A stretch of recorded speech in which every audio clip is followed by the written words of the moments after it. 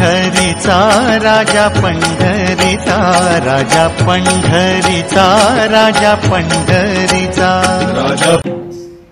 अनेक उदाहरणं आहेत महाराज शास्त्रामध्ये, पुराणामध्ये, श्रीमद भागवतामध्ये आम्ही असं रोज आता थोडंसं चिंतन करतो। फारच गोड चिंतन आहे महाराज, अतिशय गोड आहे महाराज। जेव्हा कश्यपानं अदितीला सांगितलं, म्हटलं तू एक व्रत कर, त्या व्रताचं नाव आहे, ऐकून ठेवा महिलांनी, जर जमलंच तर करा, सोपं व्रत आहे, अवघड नाही, इतकं सोपं आहे, 12 दिवसाचं व्रत आहे, त्याला पयोव्रत म्हणतात। काय म्हणतात? पयोव्रत। अमावस्येच्या दिवशी परमात्म्याचं दुधाने अभिषेक करायचं आणि प्रतिपदेपासून, कोणती प्रतिपदा ते महत्वाचं आहे का, ऐकून ठेवा, जमलं तर करा, नाही जमलं तर काही अवघड नाही। फाल्गुन शुद्ध प्रतिपदेपासून हा व्रत करायचा, द्वादशी पर्यंत, फक्त 12 दिवस।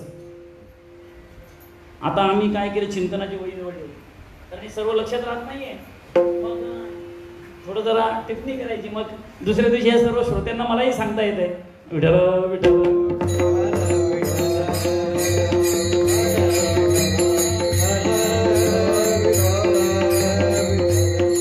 आणि फक्त दूध प्राशन करायचं, बाकी काही नाही बरं। किती दिवस? 12 दिवस। 12 दिवस फक्त दूध प्राशन करायचं, पुन्हा 12व्या दिवशी दुधानेच परमात्म्याला अभिषेक करायचं, आपल्या कुवतीप्रमाणे अतिथीला भोजन घालायचं, दान धर्म करायचं। महाराज फार मोठं फल आहे महाराज, विठ्ठल विठ्ठल। आता त्याची फलश्रुती ऐका महाराज। अदितीने हे व्रत केलं आणि त्याला सांगितलं होतं की म्हटलं तू पतीशी एक निष्ठ लाभ, पती सेवा कर फक्त 12 दिवस, पती सेवा। महाराज परमात्मा त्यांच्या पोटी आला महाराज, जो वामन अवतार आहे, वामन अवतार तो अदिती आणि कश्यपाच्या पोटी आला, विठ्ठल।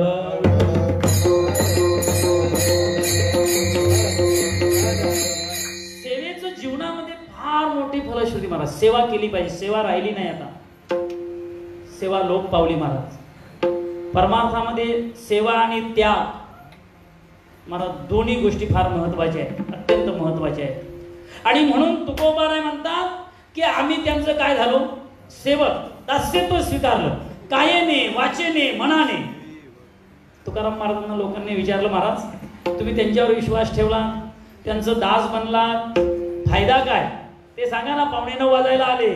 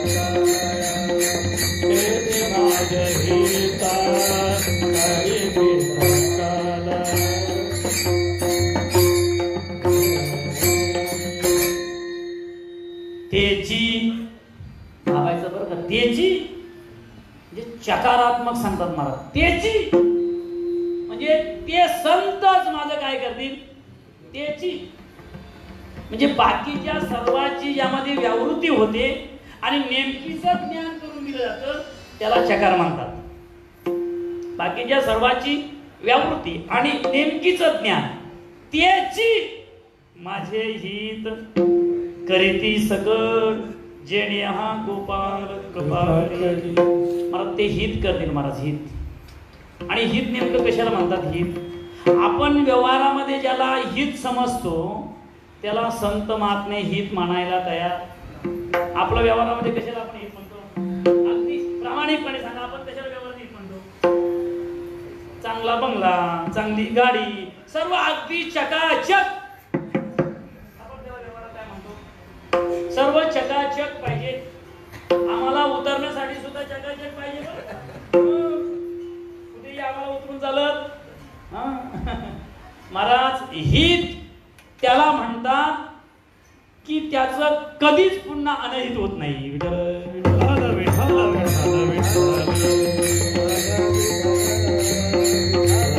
आणखी हिताची व्याख्या तुकोबारायांना विचारा. तुकोबाराय हिताची व्याख्या सांगतात अनेक प्रमाणामध्ये. हित ते करावे देवाचे चिंतन, करावे देवाचे चिंतन, करावे देवाचे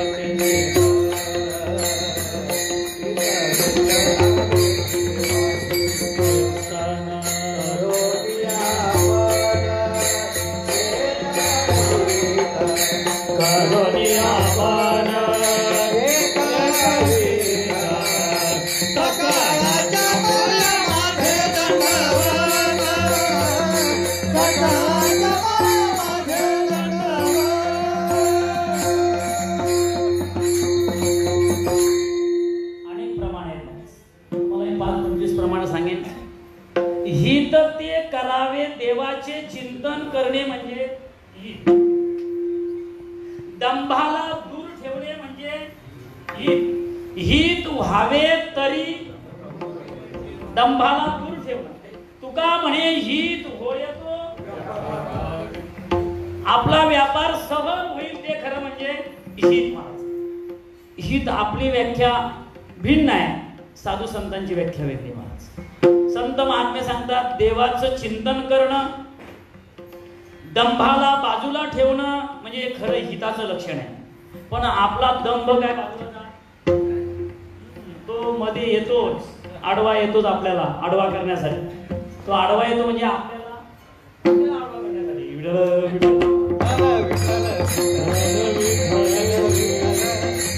काय होऊ दे महाराज, मी चिंतन करतो दररोज महाराज आणि म्हणून बोलतोय. मी कीर्तन करत असताना, हे सेवा करत असताना सुद्धा मी पांडुरंगाला सांगतो म्हटलं, कारण लोक कीर्तन झाल्यावर आपली स्तुती करतात आणि म्हणून तू उगीच मध्ये काय करू सांगतो त्याला, तू आज थांब व्यवस्थित. हा, लोकांनी मानणं म्हणजे आपण वाहून जाणं आहे. पूजनीय प्रातस्मरणीय हास्यगावकर महाराजांचं वाक्य ऐका, गोड वाक्य आहे.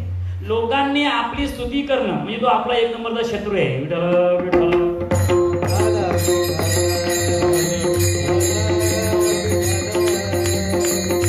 त्याला हा व्यापार सफल करायचा आहे, आपला हित करायचंय, आपलं कल्याण करायचंय, त्यांनी लोकांच्या स्तुतीच्या नांदी लागायचं नाही.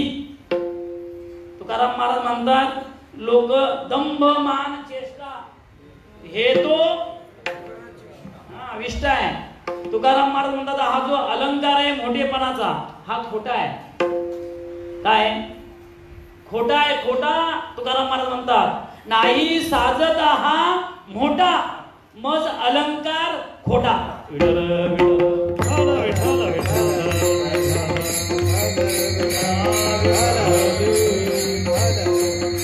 हित व्हावे तरी दंभ दुरी ठेवा, हित ते करावे देवाचे चिंतन. संत हित करतात आणि हित म्हणजे नेमकं काय तर परमात्म्याची कृपा संपादन करणं. म्हणजे परमार्थ कशासाठी आहे महाराज?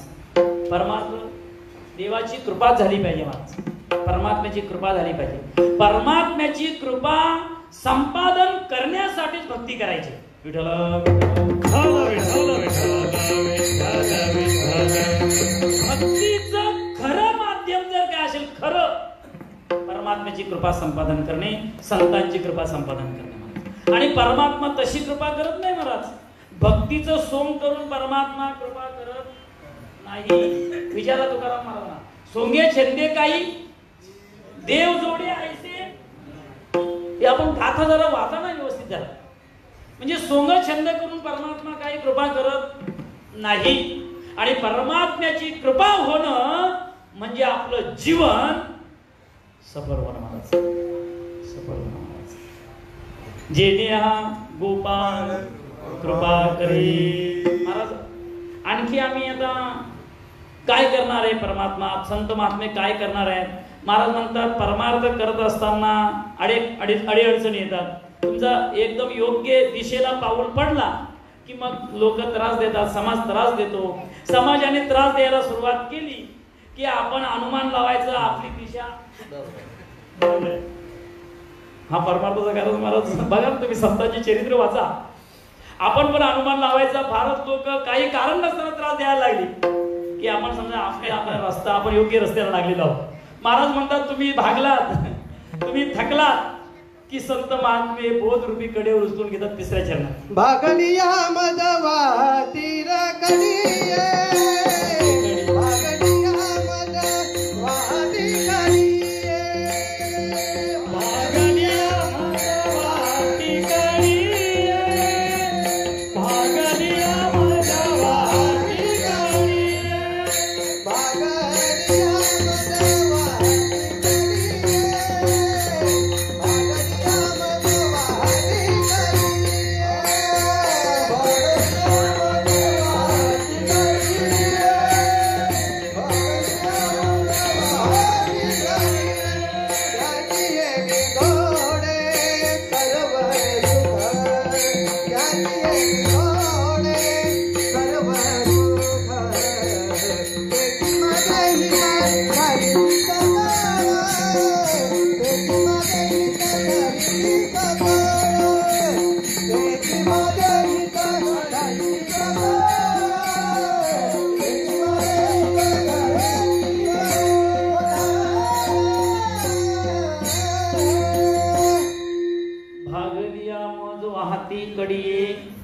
त्यांचे आणि जोडे सर्व सुख. मला म्हणतात ते कडेवर उचलून घेतात. कोणत्या कडेवर घेतात? सर्व सुख प्राप्त करून देतात. त्याचं थोडंसं आपलं चिंतन करायचं, एक 5 मिनिटं. सर्वांनी मोठ्या प्रेमाने भजन करा. भजन व्यवस्थित झालं की नैवेद्य आलेला आहे, म्हणजे तुम्हाला बरोबर 9 वाजता भोजनाला सोडतो. जर भजन व्यवस्थित झालं नाही तर लवकर 2-4 तास सोडणार नाही. विठोबा रखुमा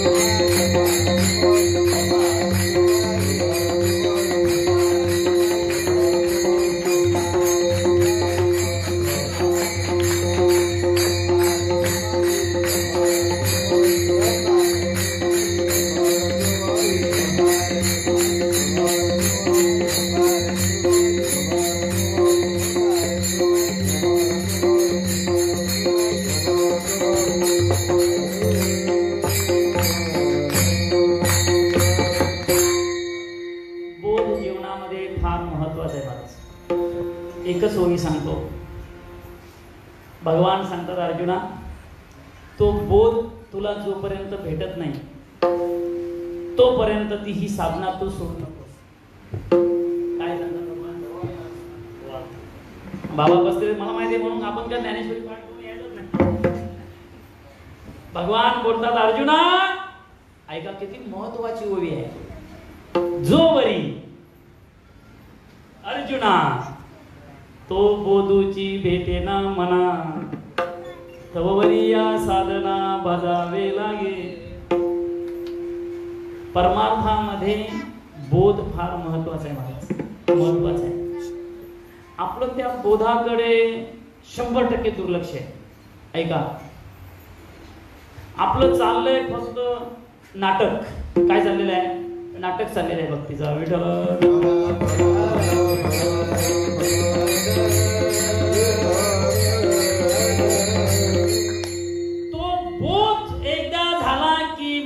बाहेर पाहणार नाही, आत आत. अर्जुनाला सांगितलं अरे तू आत जरा आत लक्ष दे, कारण मी तुझ्या आतच आहे ना. कुठे आहे? आत आहे. ईश्वर सर्व भूताना हृदय अर्जुन तिष्ठती. अरे अर्जुना मी तुझ्या आत आहे, आत लक्ष दे. महाराज कबुली दिली अर्जुनाने. महाराज कबुली दिली. 18व्या अध्यायामध्ये कितव्या श्लोकामध्ये? 74 क्रमांकाचा श्लोक आहे. बघ अर्जुन म्हणतो, अर्जुन वाच देवा तू सांगितलंय खरं आहे, तुझा बोध झाला आणि माझा जो अर्जुनपणा होता तो निघून गेला.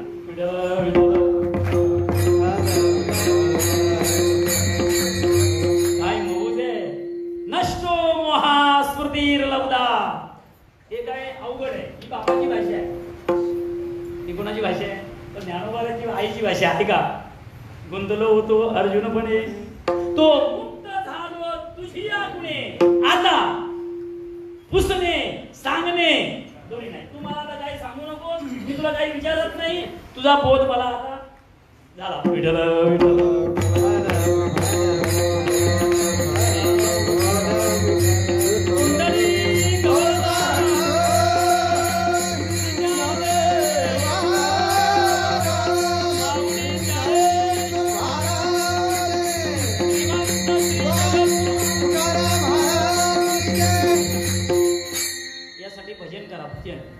जितकं भजन करता येईल तितकं करा.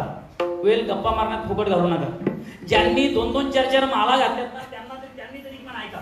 कुठेतरी वड्यावर बसण्यापेक्षा 2-2, 4 तास फुकट घालण्यापेक्षा हातात माळ घ्यायची. जमा होती त्या होती, नाही झाल्या तर असंच गणित लावायचा. मी दररोज असंच गणित लावतो. कारण तो म्हणजे 25 जप केला ना 25 माला तर 5 का होईना, झाल्या तर झाल्या, नाही झाल्या तर किमान 5 तर होणार नाही. असा गणित लावलाय मी. विठ्ठल गणित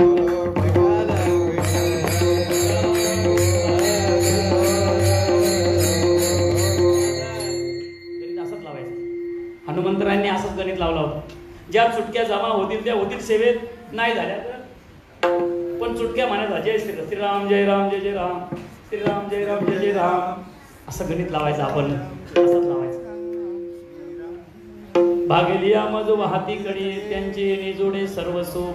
प्रत्येकाला सर्व सुखाची गरज आहे. सर्व सुख कशाला म्हणतात? सर्व सुख कशाला म्हणतात?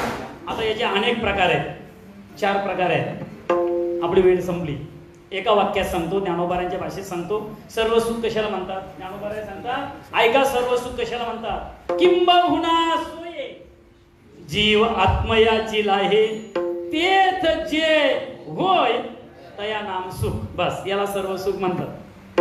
जीवाचं आणि आत्म्याचं एकत्रीकरण होणं याला सुख म्हणतात. काय ज्ञानोबारांची भाषा आहे? जीव आत्मयाची लाहे तेथ जे होय तया नाम सुख. सर्व सुख संत करून देतात महाराज. तुकोबाराय ठीक आहे. मग आम्ही आता फक्त विश्वास ठेवायचा, त्यांचं दास्यत्व करायचं, एवढंच आमची कामगिरी नाही. आणखी कामगिरी सांगतो ना, ऐका शेवटच्या चरणामध्ये. तुका म्हणे शेष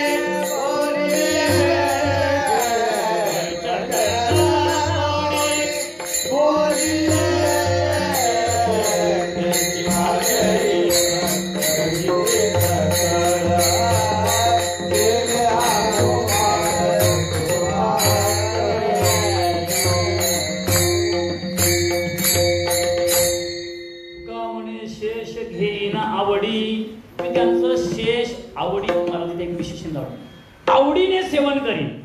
त्यांचं शेत जे आहे, जे उच्चिष्ट जे राहिलेलं आहे आणि त्यांचं वचन मोडणार नाही मला. म्हणून मी दररोज सांगतो की संतांचं ऐकलं पाहिजे आपण. संतांचं एखादं जरी संतांच्या प्रमाणाचं आपण जर दररोज चिंतन केलं, दररोज नियमाने, तरी आपलं कल्याण होईल, आपलं हित होईल. वचन न मोडी निरोपारांची गौरव नाही बाबा. महाराज म्हणतात, संती सांगितले केले ते जतन, नाही त्यांची आज्ञा केली नाही मतमतांतरा दिले. दीन रजनी हरीचे येथे आली ओ याची निज कार्या ध्रुवपद आहे. फार गोड आहे. या नित्यनेमाच्या मालिकेमध्ये माझा आजच ती गवळण गेली महाराज. हां, दररोज ते ठरवलं पाहिजे प्रत्येक वारकऱ्यांनी. 5 गवळणी वाचायच्या, 5 अभंग तुकोबारांची वाचायचे, म्हणजे तुकोबारांसोबत चर्चा करणं आहे. विठ्ठल विठ्ठल विठ्ठल विठ्ठल.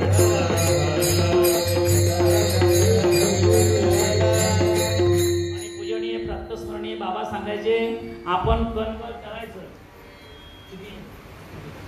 वाटीभर करायचं, मग कणभर सांगायचं.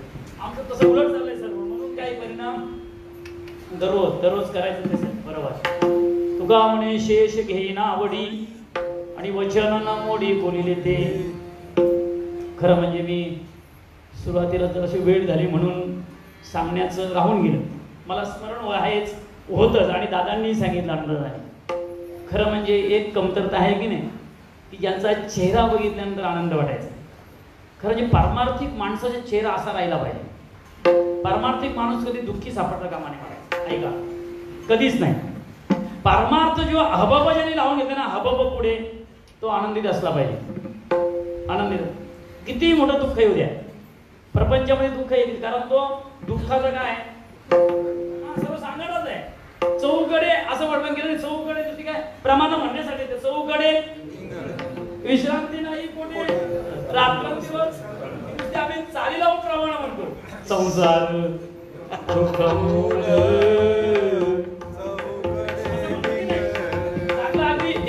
स्वर लावून, आणि मग दुःख हे त्याचा स्वभावात दुःख रूप आहे. त्यात कशाला खेद मानायचं नाही. पारमार्थिक माणसाने आनंदित राहायचं. तसे आपले गुरुजींचे बाबा तुळशीराम बाबा, खरं म्हणजे त्यांनी त्यांची जीवन यात्रा सफल केली खरं म्हणजे एका दृष्टीने. पण आपल्यामध्ये ती कमतरता आहे ना, आता आपल्यामध्ये ती काय कमतरता आहे. म्हणून त्यांना भावपूर्ण श्रद्धांजली म्हणून सर्वांनी एकदा परमात्म्याचं घोष करायचं की त्यांनाही आनंद वाटला पाहिजे. पुंडली श्री ज्ञानदेव माऊली ज्ञानेश्वर श्रीमंत श्री जगद्गुरु ज्ञानेश्वर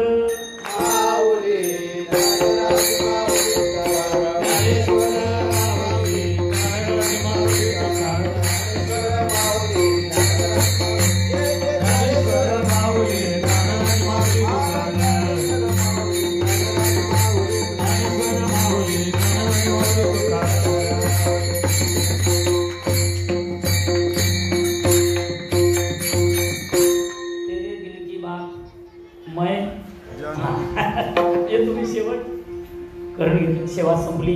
बोलता बोलता काही कमी अधिक काही चुकीचं झालं असेल, माझ्या बुद्धीचा दोष आहे. बरोबर जेवढा असेल गुरुवर्यांचं ज्ञानोबारायांचा प्रसाद सर्वांनी ग्रहण करा. आणि जे काही 3.5 मुहूर्त आहे त्यापैकी हा जो पर्वकाल सुरू आहे, आणि म्हणून या पर्वकालामध्ये देवाचं नामचिंतन करावं. आपल्या वाट्याला जे जे कर्म आलं असेल ते कर्तव्य पार पडत असताना, एखादा ड्रायव्हर आहे, ड्रायव्हिंग करताना त्याच्या हाताला कामगिरी आहे, डोळ्यांना कामगिरी आहे, कानाला कामगिरी आहे, पायांना कामगिरी आहे, तोंडाला काय कामगिरी बोला ना. आमचे आता दादा भजन करतात, सवय लागली त्यांना. 6-7 महिने 8 महिने जवळ माझ्यासोबत आहे. ते सोडून तर मला सोडायला तयार नाही. खरं म्हणजे मी त्यांना सोडायला तयार आहे. म्हणजे त्यांना उगीच का त्रास द्यायचा असं माझा थोडंसं हे होत आहे. पण ते काय सोडत सध्या तरी भजन करतात. बरं का भजन गाडीत बसल्या बसल्या भजनाला सुरुवात. आपलं भजन गप्पा नाही, एकही चर्चा नाही. आणि म्हणून माऊली वर्गांना विनंती आहे की आपल्या वाट्याला जे जे कर्म आलं असेल ते कर्म करत असताना देवाचं नामचिंतन करा, कारण नामच कलियुगामध्ये आपलं तारक आहे. नामच कलियुगामध्ये महाराज तारक, याच्यापेक्षा दुसरं काही साधन नाही. महाराज म्हणतात अवघीच साधने, अवघीच नाथ महाराजांनी भागवतामध्ये बोला, अवघीच साधने करी लाजविली कीर्तन. म्हणजे कुठली साधना घ्या, अवघीमध्ये सर्व आहे. आणि म्हणून नाम चिंतन करा. 2 मिनिटं फक्त परमात्म्याचं चिंतन करायचं, सेवा संपवायची. राम कृष्ण हरी जय जय, राम कृष्ण हरे कृष्ण हरी जय जय.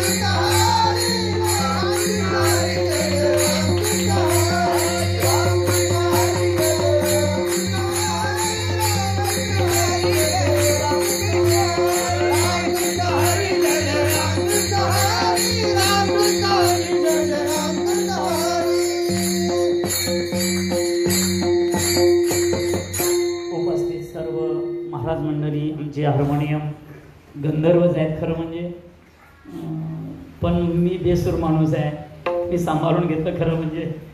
सर्व गायनाचार्य महाराज, विणेकरी महाराज, मृदंगाचार्य महाराज, सर्व भक्तिमान माता, सर्वांच्या चरणी अनन्य भावाने नतमस्तक होतो आणि सेवेला पूर्ण विराम देतो. नुनते पुरते अधिकते सरते करुणी घ्यावे तुमते विनितसे, किंबहुना तुमचे केले धर्म कीर्तन हे सिद्ध केले. तर माझे जे उरले ते पायिक, पण पायाच्या प्रसादे काय बोलिलो विनोदी. मज क्षमा करणे संती नोय अंगदुक्ती, नव्या उपदेश तुमचे बडबडिलो शेष. तुमचे कृपेचे पोसणे जन्मजन्मी तुका म्हणे, मज क्षमा करणे संती नोहे अंगदुक्ती. नको जाऊ देऊ भंगा, गात्रे माझे पांडुरंगा. सर्व माझा काळ तुझ्या चिंतनी, काया वाचा म्हणे इच्छितसे विठ्ठल जय विठ्ठल.